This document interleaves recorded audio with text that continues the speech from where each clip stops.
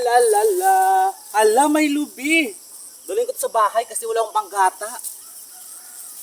Hala, andyan si Mari.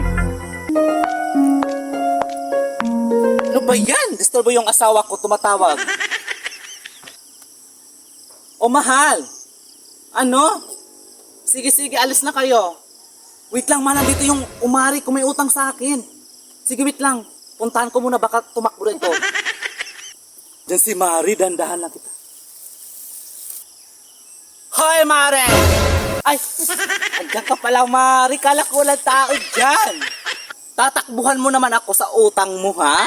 Ay, hindi, Mari. May pupunta lang ako dun. May kukunin lang ako. Ang galing mo talaga, no? Sa bukid ka na nag-stay. Para hindi kita masingil. O kasi, Mari, nangunguha kasi ako dun ng kahoy. Kaya dun ako nag-stay sa bundok. Sabi mo, sa release ng asa mo, ilang months, year na dumaan. Nasa na yung bayad mo sa utang mo? Hindi pa kasi ako na-releasean sa asa. Kaya hindi pa ako nakabayad sa iyo, Mari. Last na lang to, Mari. Bukas pag hindi ka pa makabayad, tignan mo. Punta tayo dun sa barangay. Sige, Mari.